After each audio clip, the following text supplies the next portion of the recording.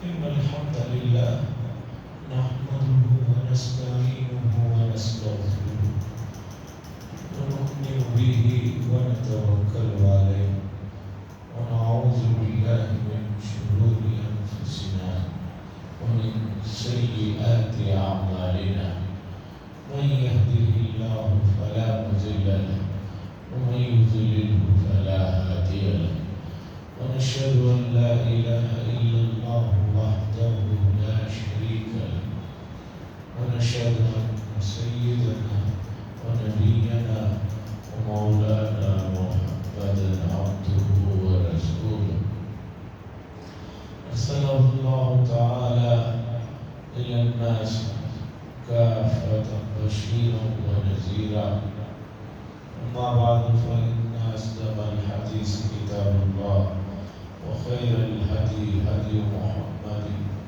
صلى الله عليه وسلم وشر الأمور محدثاتها وكل محدثة بدعة وكل بدعة ضلالة وكل ضلالة في النار.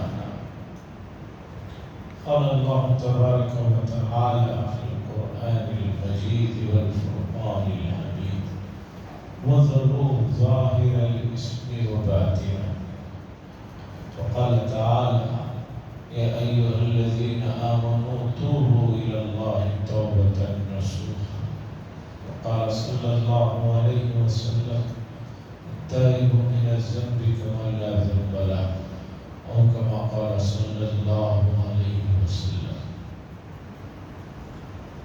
عزیزان محترم، گزشتہ جمعہ یہ بات شروع ہوئی کہ اللہ اور اس کے بندے کے درمیان میں جو تعلق، جو رشتہ اللہ چاہتے ہیں،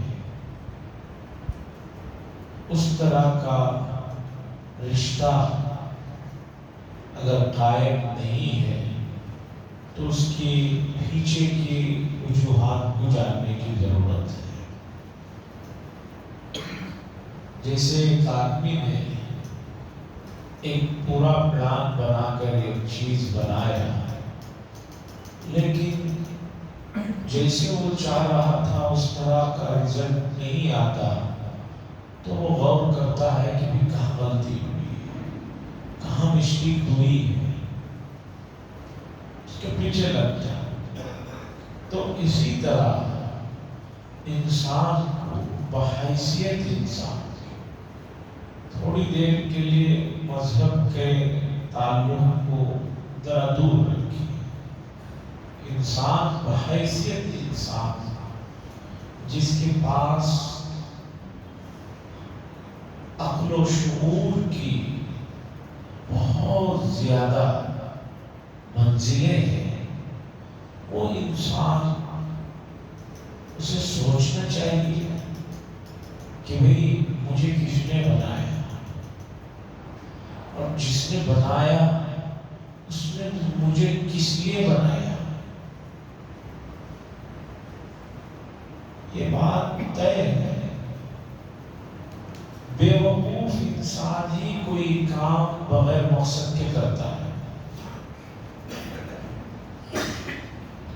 عقل مند آدمی کوئی بھی کام بے مقصد نہیں کرتا۔ اب اتنی بڑی کائنات کے بنانے والے نے جس کے پاس کتنی عقل اور کتنے بڑے حکیم ہیں جس کا ہم ادراک اور احساس بھی نہیں کر سکتے، اس نے حضرت انسان بنایا اور اس کے لیے بے شمار دوسری سہولیات کی چیزوں کو مہیا فرمایا۔ انسان کو بحیثیت انسان کے سوچنا چاہیے۔ ایک کمپنی میں کام کرنے والا آدمی اپنے سی او کے باس کی چاہت کیا ہے اس کی فکر کر رہا ہے، ایک عورت اپنے شوہر کی فکر کر رہی ہے، ایک باپ اپنے بیٹے کی فکر کر رہا ہے، ایک بھائی دوسرے بھائی کی۔ نیچے تک کا سلسلہ ہے. جانوروں میں بھی آپ دیکھیں کہ جانور بھی اپنے بچوں کے لیے، اپنے قریب میں رہنے والوں کے لیے حساس رہتے ہیں. تو انسان جب اس مسئلے پر غور کرنا چاہیے، نہیں کر رہا ہے. اب نہیں کر رہا ہے تو اس کی وجہ کیا ہے، اسے سمجھنے کی ضرورت ہے. اسی کو میں نے گزشتہ جمعہ توبہ کے عنوان سے، توبہ کے معنی ہے رجوع کرنا، اصل مقصد کی طرف رجوع کرنا. ایک آدمی جس سفر کے لیے نکلا، راستہ بھٹک جاتا ہے، کیا کرتا ہے؟ پھر آگے جا کر اگر وہاں نہیں ہے تو آگے جا کر یو ٹرن لے کر آتا ہے. گاؤں دیہاتوں میں تو مسئلہ نہیں، راستہ بھٹک گئے وہیں سے گھوم لیے. شہروں میں تو ون وے ہوتا ہے یا دو راستے ہوتے ہیں، تو اسے لمبا گھوم پھر کر پھر واپس آنا پڑتا ہے. لطیفے کی بات بتاؤں، ریاض میں، سعودی عرب کے ریاض میں، اسی طرح فرانس کے پیرس میں، خود شہر کے رہنے والے شہر سے باہر نکلنے کے لیے اپنی کار میں وہ ہوتے ہیں، ٹیکسی مقرر کرتے ہیں کہ بھی ہمیں ذرا شہر سے باہر نکال دیں. اتنے لمبے راستے ہیں کہ اگر آدمی تھوڑی سی غلطی کیا تو پھر 10-15 کلومیٹر اسے اس راستے پر آنے کے لیے لگتا ہے، اور اتنی دور جا کر پھر یو ٹرن ہوتا ہے. ٹیکسی کو کہتے ہیں کہ بھی تم سامنے چلو، ہم پیچھے چلیں گے، ہمیں شہر سے باہر نکال. ایسا جال ہے روڈوں کا، ایسا جال ہے. تو رجوع کرنا یعنی یو ٹرن لینا، تو توبہ میں آدمی رجوع کرتا ہے. تو اب رجوع کرنے کا جو مسئلہ ہے، اس کی حقیقت، اس کی ماہیت اور اس سے جڑی ہوئی چیزوں کو سمجھنے کی ضرورت ہے. عربی میں یعنی قرآن و حدیث میں 3 طرح کے لفظ ملتے ہیں. ایک ہے ذنب، جس کے معنی عموماً ترجمہ گناہ سے کرتے ہیں. دوسرا لفظ ہے سیئ، برائی سے جس کا ترجمہ کرتے ہیں. پھر اسی لفظ کو آگے جو ہے سیئہ کے ساتھ شدیدہ لگا کر بہت زیادہ سخت برائی، یہ ترجمہ، یہ لفظ قرآن و حدیث میں ملتے ہیں. تو گناہ کے درجات قرآن و حدیث نے ذکر فرمائے. 3 درجے ہیں. پہلا لفظ ہے ذنب کا لفظ حدیث اور قرآن میں استعمال ہوتا ہے. ذنب کے معنی کہ ایک آدمی اللہ کی فرما برداری میں اس سے کوئی لغزش ہو جاتی ہے، کوئی بھول ہو جاتی ہے اور خلاف اولا کام کر گزرتا ہے، تو اسے ذنب کہا جاتا ہے. کہ ایک آدمی نماز پڑھنا چاہ رہا تھا، ظہر کی نماز پڑھنا چاہ رہا تھا، لیکن جو ہے کسی وجہ سے اس کی گھڑی بند ہو گئی، وقت دیر ہو گیا، آیا تو ظہر کی نماز نکل گئی ہے، تو وقت پر نہیں پڑھا، بعد میں پڑھتا ہے. یا اسی طرح ایک کام کرنے کا ارادہ نہیں تھا، ذہن میں جو ہے بھٹکنے کی وجہ سے نماز میں جیسے خیالات ادھر ادھر بھٹک جاتے ہیں، اسے ذنب کہا جاتا ہے. گناہ یعنی خلاف اولا بات کہا جاتا ہے. اس کے بعد ایک چیز ہے سیئہ. قرآن میں بار بار آپ کو یہ لفظ ملے گا، وَمَنْ جَاءَ بِالسَّيِّئَةِ. سیئ کہتے ہیں اللہ کے حکم کے خلاف کوئی آدمی کام کرے، لغزش کرے. وہاں فرما برداری میں لغزش ہو رہی تھی، فرما برداری کرنا چاہ رہا تھا، اس میں بھول چوک ہو رہی ہے، وہ ذنب کہلاتا ہے. یہاں نافرمانی میں لغزش کرتا ہے، اللہ نے ایک چیز کرنے سے منع کیا پھر بھی وہ چیز کرتا ہے، تو یہ جو ہے سیئہ کہلاتا ہے. پھر اس سے آگے تیسرا درجہ ہے کہ اللہ نے یہ کام کرنے سے منع کیا، اور اگر کوئی کرے تو آگے اللہ نے اس کے لیے لیے شدید قسم کی ناراضگی کا، عذاب کا اور دوسرے جو ہے دھمکیوں کا ذکر فرمایا، وہ کام کرتا ہے، یہ تیسرے درجے کی نافرمانی۔ تو جو تیسرے درجے کی نافرمانی ہے کہ جس کے کرنے پر اللہ فرما رہے ہیں کہ یہ کام کرو، نہیں کرو گے تو میں تم سے ناراض ہو جاؤں گا، نہیں کرو گے تو تمہیں عذاب دیا جائے گا، نہیں کرو گے تو تمہارے لیے یہ وعید ہے، یا یہ کام سے بچنے کا حکم دیا جا رہا ہے کہ اس سے بچو، اگر نہیں بچو گے تو تمہارے لیے یہ وعیدیں ہیں، یہ دھمکیاں ہیں۔ تو یہ ہے گناہ کبیرہ، یہ ہے بڑا گناہ، اور یہ ہے انتہائی ناپسندیدہ چیز۔ اب امت مسلمہ کے نزدیک ذم کا تصور ہی ختم ہو گیا ہے۔ جو چھوٹی بھول چوک جسے کہتے ہیں وہ تو امت اسے تو کچھ سمجھتی ہی نہیں ہے۔ دوسرے نمبر کا جو سیئہ قلب ہے وہ بھی ان کے نزدیک کوئی چیز نہیں۔ اب امت ڈائریکٹ جو ہے گناہ کبیرہ کے ارتکاب میں پڑی ہوئی ہے۔ لوگ کہتے ہیں کہ بھئی 5G ہے، ہو سکتا ہے چند مہینوں میں 6G آ جائے، اور پتہ نہیں کتنے جی آ جائے، ہمارے مرتے دم تک اگر کچھ مدت ہم زندہ رہے تو پتہ نہیں کیا کیا ہوتے چلا جاتا ہے۔ پہلے MB ہوا کرتے تھے، MB سے آگے بڑا مسئلہ، ہم نے وہ زمانہ بھی دیکھا کہ بھی 160 MB کی جو ہے چھوٹی سی وہ چپ ہوا کرتی تھی، کئی سو روپے ہوتی تھی۔ اس کے بعد اس کے 320 کی MB وہ ہوتے ہوتے GB آیا، تو کہنے لگے بھی 1 GB بہت بڑی کوئی چیز ہے۔ لیکن اب جو اس لائن میں ہیں ان کو معلوم ہے کہ GB کی بھی کوئی حیثیت نہیں۔ اب 1000 GB کا ایک ٹی وی ہوتا ہے، ٹی وی کی اہمیت، آگے جا کے ٹی وی سے اور کیا بنے گا اللہ بہتر جانتا ہے۔ تو اس طرح امت مسلمہ گناہوں میں جو تیسرے درجے کی چیز ہے، جس پر وعیدیں ہیں، جس پر ناراضگی کا اظہار ہے، جس پر دھمکیاں ہیں، اس میں آرام سے ملوث ہو گئی ہے۔ اب گناہوں کی سزائیں کیا ہیں، اسے سمجھنے کی ضرورت ہے۔ آدمی بولے بھئی میں تو گناہ کر رہا ہوں، کیا ہوگا، کیا ہو رہا ہے؟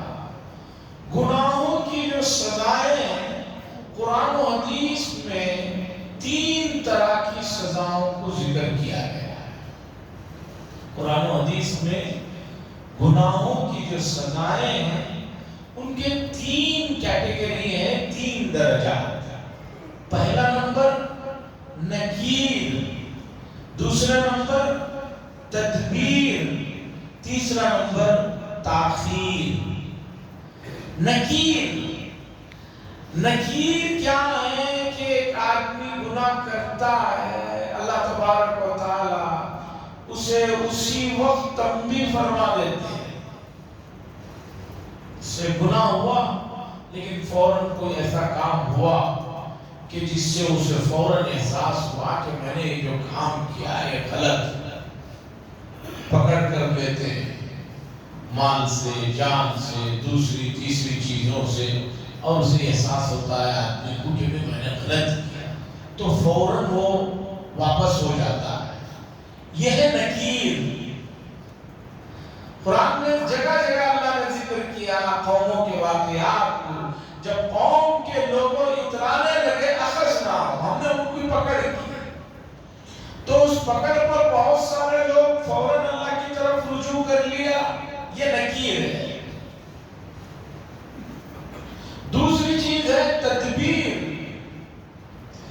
کہ آپ ایک گناہ کرتے ہیں اسی کے مطابق آپ کو سزا دی جاتی ہے۔ آپ نے کسی کو ذلیل کیا، اللہ فوراً بندوبست یہ کرتے ہیں کہ آپ کو کوئی ذلیل کرتا ہے۔ آپ نے کسی پر ظلم کیا، آپ پر فوراً ظلم ہوتا ہے. آپ نے کسی کو دھوکہ دیا فوراً آپ کو دھوکہ ہوتا ہے, دھوکہ دیا جاتا ہے. یہ تدبیر کہتے ہیں. ان کیدی متین, اللہ نے فرمایا میری تدبیر جو ہے وہ بہت مضبوط ہے کہ اس کی وجہ سے آپ کو اسی جیسی سزا یا اسی جیسی پکڑ کا کچھ احساس دنیا میں کرایا جاتا ہے. یہ دوسرے نمبر کی پکڑ ہے گناہوں پر. اس پر توجہ دینے کی ضرورت ہے. اسی لیے کہا جاتا ہے جیسے کرنا ویسے بننا, جیسی کرنی ویسے بننا. بے شمار واقعات قرآن و حدیث میں اور دور صحابہ کے اور اس کے بعد کے زمانے کے واقعات پیش ہیں. تیسری چیز ہے تاخیر. آدمی گناہ کر رہا ہے کوئی پکڑ نہیں ہو رہی. یہ سزا کا تیسرا نمبر ہے جسے تاخیر کہا جاتا ہے, اور یہ سب سے سخت ترین سزا ہے. وہ کیا ہے؟ قرآن و حدیث نے ذکر کیا کہ ایک آدمی گناہ کر رہا ہے, عیش کر رہا ہے, منمانی کر رہا ہے, لیکن اسے کسی قسم کی کوئی تکلیف نہیں ہو رہی ہے, بلکہ اس میں اور اس کی جو ہے طاقت میں, قوت میں, مال و دولت میں, شان و شوکت میں اضافہ ہو رہا ہے. آدمی عیاشی کر رہا ہے, نافرمانیاں کر رہا ہے, بڑے بڑے گناہ کا ارتکاب کر رہا ہے, ظلم کر رہا ہے اور حدیں توڑ رہا ہے, کوئی پکڑ نہیں ہے اس کی. اسے کہتے ہیں تاخیر. اور یہ سب سے سخت ترین سزا ہے کہ آدمی کو موقع دیا جا رہا ہے, وہ کر رہا ہے, یہاں تک کہ اچانک اسے پکڑا جاتا ہے ایسے موقع پر کہ پھر اس کے لیے رجوع کرنے کا کوئی راستہ نہیں رہتا. قرآن مجید نے فرعون کی مثال بیان کی کہ فرعون کو ہم نے کیا دے رکھا تھا. تاریخ بتاتی ہے کہ فرعون کو اپنی پوری زندگی میں سر پہ تک کبھی درد نہیں ہوا. جو وہ چاہتا تھا وہ ہو جاتا تھا. نمرود کو لیجئے, حامان کو لیجئے, اور آخر میں آپ رسول اللہ صلی اللہ علیہ وسلم کے زمانے میں حضور صلی اللہ علیہ وسلم کے کٹر جو دشمن ہیں ان لوگوں کو لیجئے. مکہ المکرمہ میں ایک آدمی کے 15 لڑکے, اور ادھر انگوروں کے باغ, ادھر کھجوروں کی جو ہے کھیتی, ادھر صحت کا یہ عالم اور خوبصورتی کا یہ عالم. ابو لہب, اس کا نام اصل ابو لہب نہیں ہے, عمرو اس کا نام ہے, یہ تو لقب ہے. لہب کہتے ہیں آگ کے شعلوں کو جو اٹھتے ہیں. چونکہ اتنا خوبصورت تھا اس لیے اس کا نام ابو لہب کے طور پر کنیت رکھی گئی تھی. شعلوں کا بھی باپ ہے یہ, اس درجے خوبصورت. اس کا اصل نام ابو لہب کا ابو لہب نہیں, یہ لقب ہے, عمرو اس کا نام ہے. تو لہب شعلوں کو کہتے ہیں, یہ بہت خوبصورت تھا. تو اب آپ دیکھیے کہ مکہ المکرمہ میں رسول اللہ صلی اللہ علیہ وسلم کی دشمنی کرنے میں جو سب سے آگے ہیں ان کو کسی طرح کی کوئی تکلیف نہیں. اس سے پہلے کے انبیاء کے واقعات کو لیجئے, اور سب سے بڑے حضرت انسان کے دشمن ابلیس کو لیجئے. اسے تو بھول ہی گئے تھے ہم لوگ, پہلے اسے لے لیتے.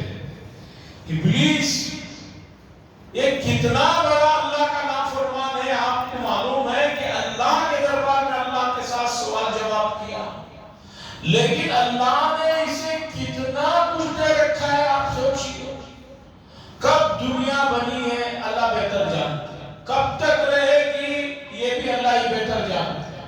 باقی سائنسدان جو حساب لگا کے بتاتے رہتے ہیں قیامت تب آنے والی ہے, اب آنے والی ہے, وہ سب جو ہے ان کے خام خیالات ہیں. 2012 میں بھی بڑا ہنگامہ تھا کہ قیامت آ جا رہی ہے, بہت پریشان تھے لوگ. میں نے کہا اتنا پریشان مت ہو بھائی، آپ کی موت اور ہماری موت سے پہلے تو موت آئے گی نہیں، تو کیوں پریشان ہو کر جو ہے ہلکان ہو رہے ہیں؟ ابلیس کو لے لیجیے، ہر آدمی دنیا میں لمبا جینا چاہتا ہے، ہر آدمی لمبا جینا چاہتا ہے، لیکن اس ابلیس کو دیکھیے کہ جو ہے اسے اللہ تبارک و تعالیٰ نے قیامت تک کے لیے جو ہے مہلت دے رکھی ہے زندگی کی، اتنا نافرمان اور اتنی بڑی نعمت سے اسے نواز رکھا۔ فون سائلنٹ پر کر لیجیے۔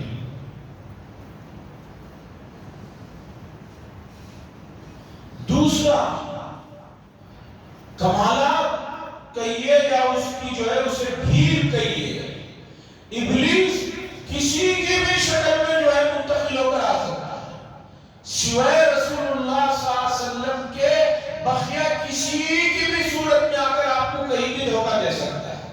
اگر کہہ سکتا ہے کہ میں فلاں آدمی ہوں، میرا یہ مسئلہ ہے، آپ کو دھوکہ دے سکتا ہے۔ اور حدیث میں ہے کہ انسان کے رگوں میں جو خون دوڑتا ہے اس سے بھی تیزی کے ساتھ اپنے خیالات کو دوڑاتا ہے۔ خون کتنے مرتبہ ایک منٹ میں پمپنگ ہوتا ہے، ہارٹ کے اسپیشلسٹوں سے پوچھ لیجئے، خون پورے بدن کو جا رہا آ رہا ہے، حدیث میں اس سے بھی زیادہ تیزی کے ساتھ وہ اپنے خیالات کو دوڑاتا ہے۔ مسلم شریف کی حدیث میں ہے کہ آدمی جب دن میں جاگتا رہتا ہے تو خیالات کو وہ بھٹکاتا رہتا ہے۔ اب ایک آدمی سو گیا ہے، آنکھیں بند ہو گئی ہیں، کیسے وہ خیالات کو منتقل کرے؟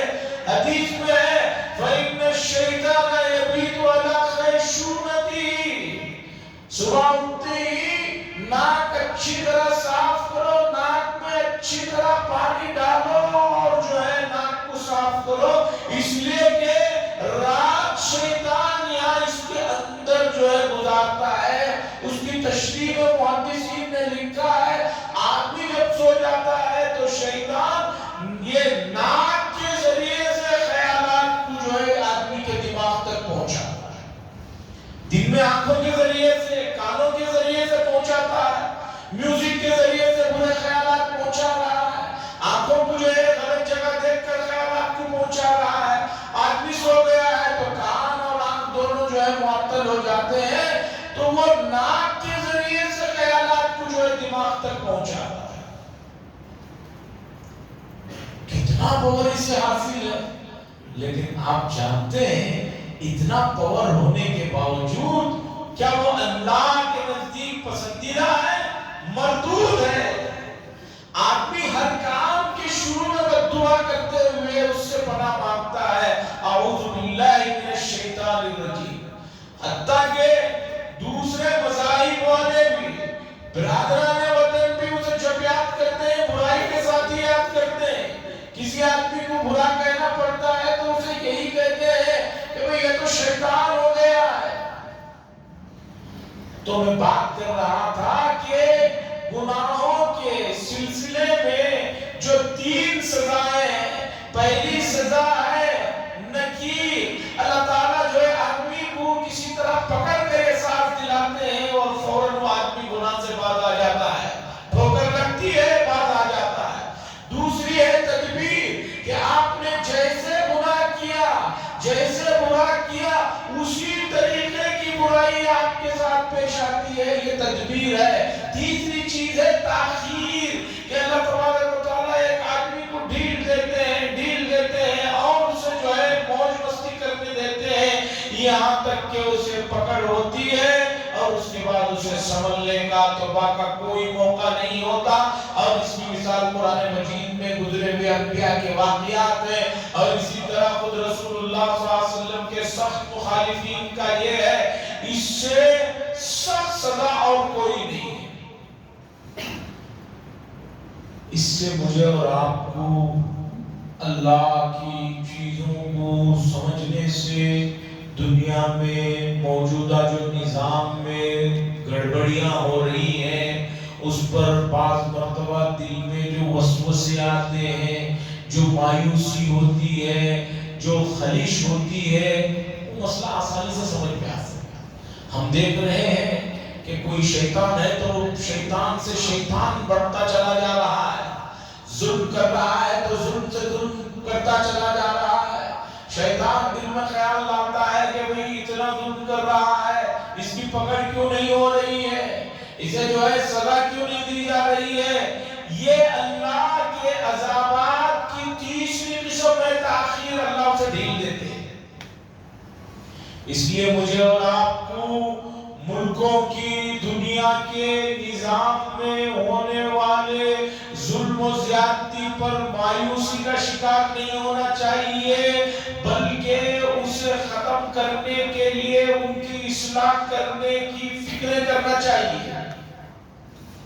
یہ مطلب بھی آپ نہ سمجھیں کہ کوئی ظلم کر رہا ہے تو آپ ظلم سہتے رہیں، بیٹھے رہیں، نہیں۔ حدیث میں آیا ہے انصر اخاک ظالما و مظلوما، اپنے ظالم اور مظلوم دونوں بھائیوں کی مدد کرو اور ان کا ہاتھ رو۔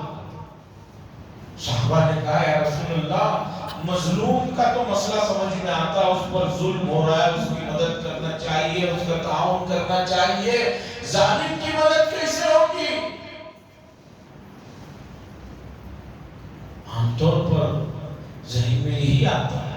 اللہ جزائے خیر دے حضرات صحابہ کرام رضی اللہ تعالیٰ علیہ مجمعین کو، انہوں نے جو چھوٹے چھوٹے سوالات بھی کیے، ایسے سوالات کیے کہ اس سے قیامت تک کے آنے والے کئی مسائل حل ہو گئے۔ بہت زیادہ سوالات نہیں کرتے تھے صحابہ، کیوں؟ حضور صلی اللہ علیہ وسلم بات ایسی کرتے تھے کہ آدمی کو جو ہے مکمل سمجھ میں آ جائے، لیکن بعض چیزوں کو اہمیت دلانے کے لیے، ان مسئلے کو اور واضح سمجھانے کے لیے بطور سوال جواب کے بعد بہت آسانی سے سمجھ میں آئے۔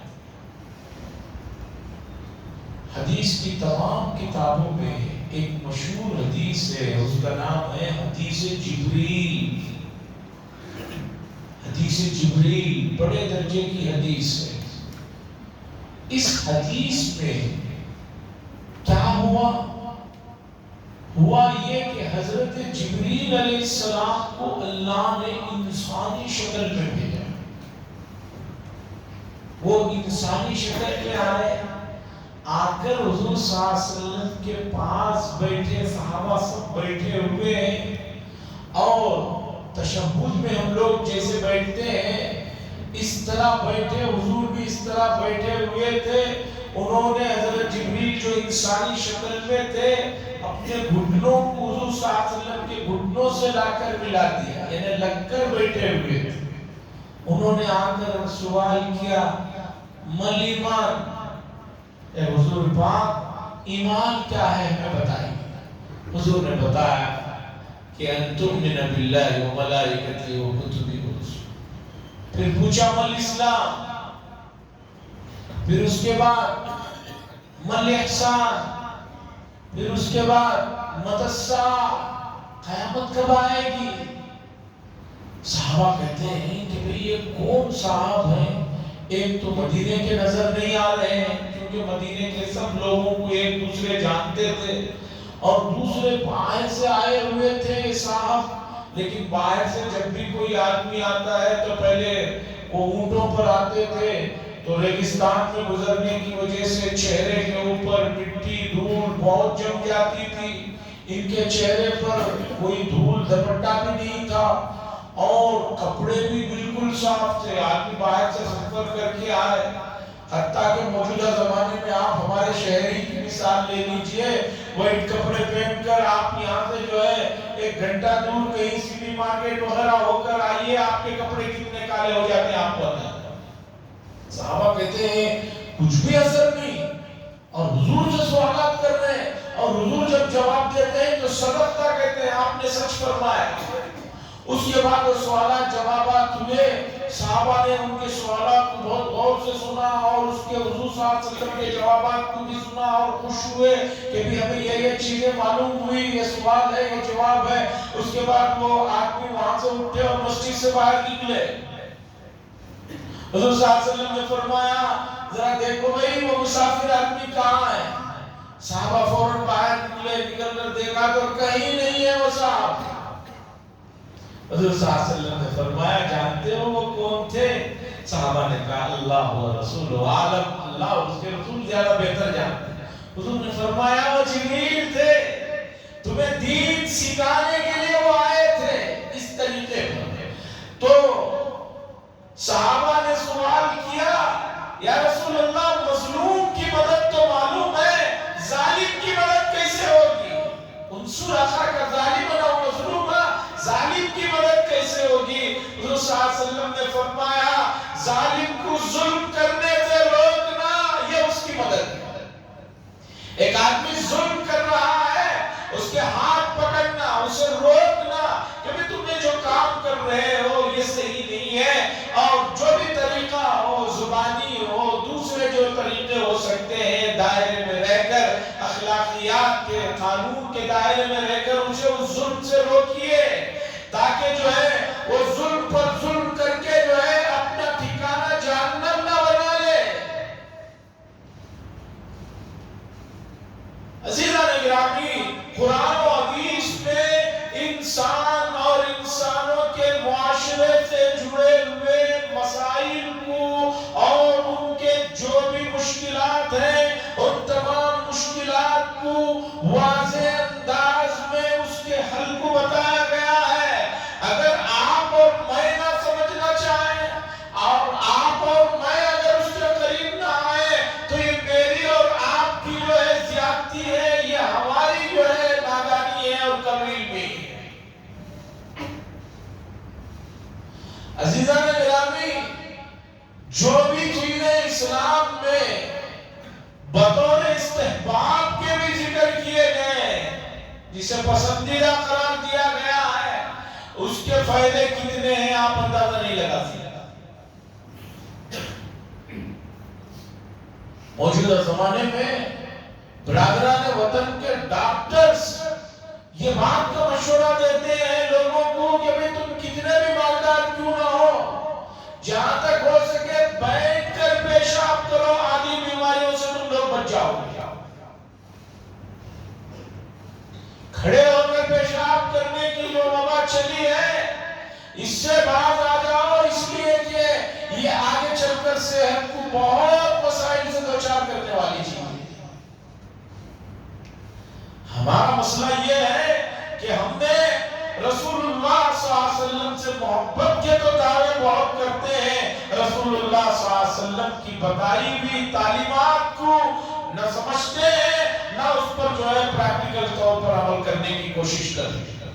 اور یہ چیز اگر اسی طرح رہی تو اس سے بڑا کوئی گناہ نہیں ہے، اس سے بڑا کوئی جرم نہیں ہے، اس سے بڑی بدبختی کوئی چیز نہیں ہے۔ ایک آدمی اسلام کے دائرے میں رہتے ہوئے، اسلامی لوگوں میں اس کا نام ہوتے ہوئے، وہ حضور صلی اللہ علیہ وسلم اور ان کے طریقوں سے اگر دور ہے تو بتائیے اس سے بڑی کیا بدبختی اور اس سے بڑا کیا گناہ ہو سکتا ہے۔ موضوع شروع ہوا تھا گناہ اور گناہ کے نقصانات اور اس کی پکڑ کے سلسلے میں، بات جو ہے ختم کرنی پڑ رہی ہے کہ وقت ہو رہا ہے۔